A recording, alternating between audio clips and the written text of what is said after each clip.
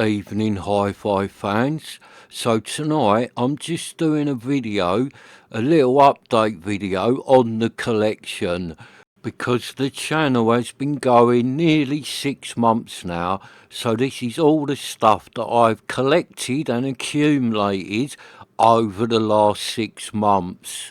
And I'm doing it now because I've been having a bit of a sort out today. That is why everything is in my room all piled up on the table, because I've been clearing off a unit which James is going to have. I was using it to store some amps and that on.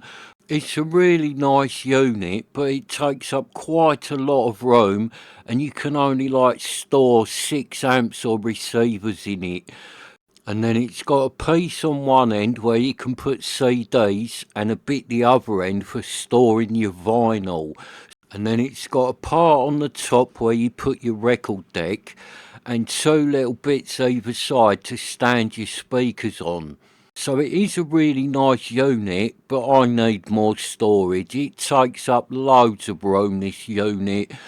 So James said he would like it. So that's what I've been doing today. I've cleared all that unit off, and then we'll try and get it to James's house tomorrow. And once that has gone, I will get some wood and build myself a rack so I can store a lot more of these receivers and amps. So everything I've bought lately is in here today, apart from two. The first one is the Big Sharp Optonica, the monster receiver. That is not in here today, nor is the Little Rogers Ravenbrook. So they are the only two that is missing in today's video.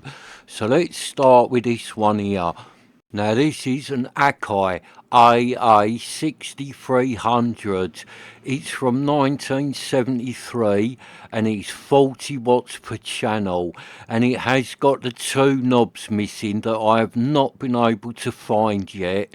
So I haven't done anything with this Akai yet because I am waiting to find the knobs before I repair it.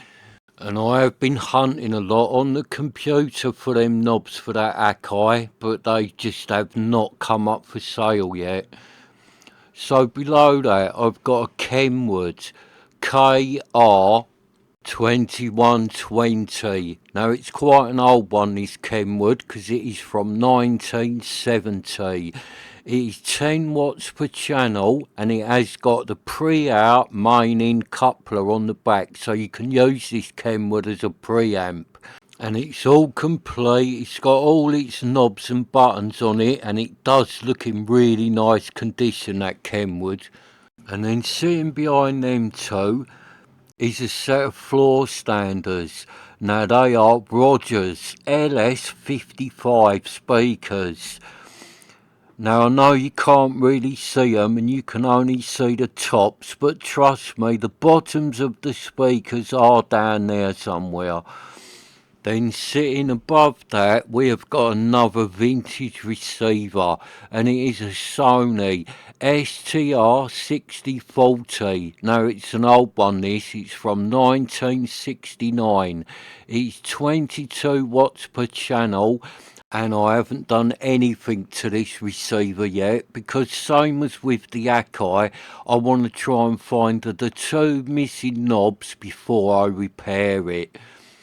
So sitting above that we have got a rare one, that it's a Trio TK40LT. So it's a Kenwood really, but because it's the LT version, that version is quite rare.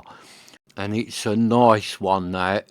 So it's an old one, it's from 1967. It is 12 watts per channel, and it has got the pre-out main-in coupler on the back of that Kenwood, so it's another one you can use as a preamp. And it's another one that I need to find a knob for. If you can see there, that tuning knob is missing on it, and I haven't been able to find one yet.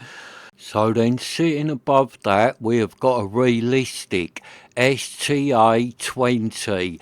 Now that one's from 1975 and it is an absolute powerhouse, that realistic, because it is 7 watts per channel. But it is all complete, that realistic, and it does look in really nice condition. It's a little bit dirty, but I think once that realistic is all cleaned up, that one's going to come up lovely. And then sitting on the top there, we have got the old charity shop special, which is an Ariston AX910 that I bought in a charity shop for £15. And I have got that one working. It's working nice, that Ariston is. So let's go over to the speakers. Now a lot of these speakers I've not bought, I already had. Like that set there, little set of missions, I had them before I started the channel. I liked them, so I'd always hung on to them. Them ones I bought them as non-working, they have been repaired. They are Sony CPX1s. So there's another set of Sonys there that I bought in a charity shop. I think I paid £10 for them. They are the M audio speakers, which I already had, plus them Wolfdales I already had, them little module Wolfdales. Them there are Bang& Olufsen's 1702s. Now my missus got me them for Christmas. And now a nice little set of speakers. Then down there is a set of Tangent Acoustic Monitor 7s. Now I haven't got round to fixing them yet. I keep meaning to, and then I just haven't done it. But the others there, that big one is a TDL Studio 10. I already had them. And that silver one is a Magnet speaker. I already had them as well. But down here is ones I've bought since starting the channel. As you can see there, that is a Kef Cantar 2. Now I bought a pair of them with a tweeter missing, and I bought a new tweeter for them, put them in, and them Kef Cantar 2s are a really nice sounding set of speakers.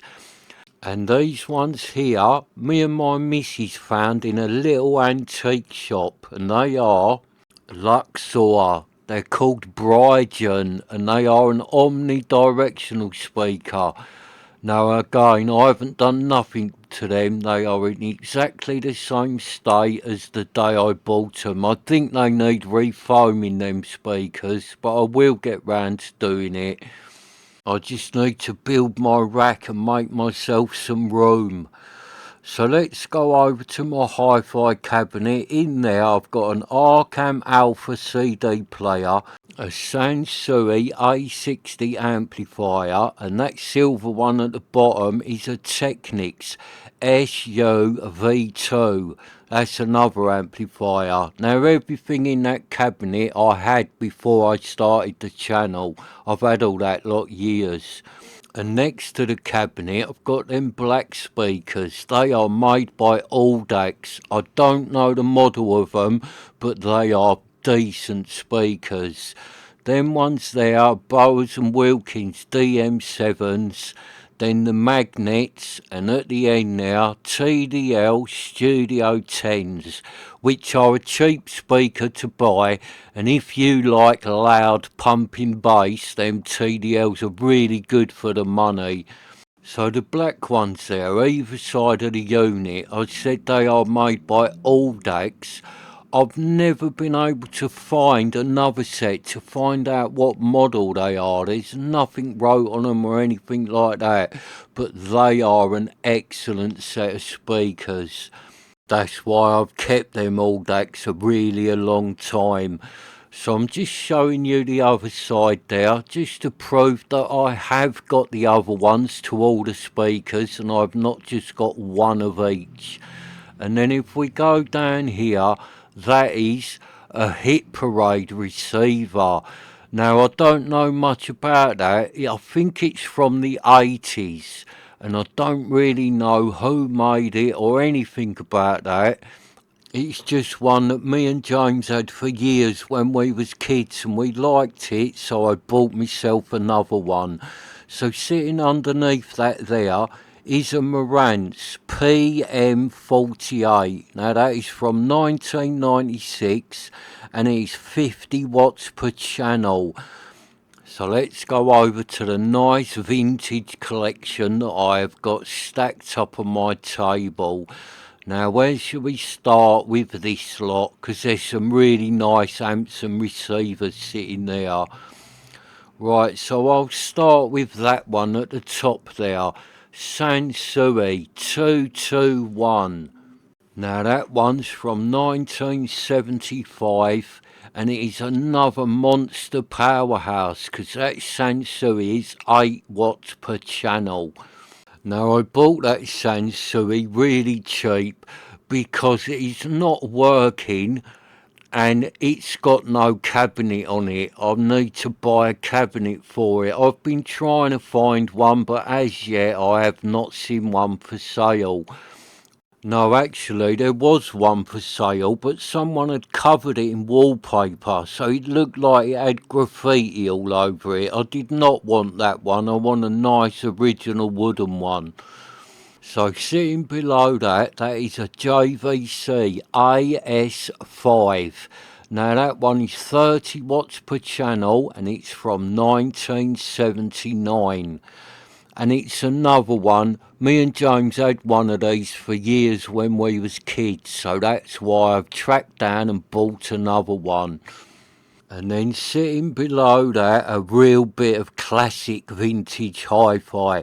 Everybody's favourite, the Pioneer SX434.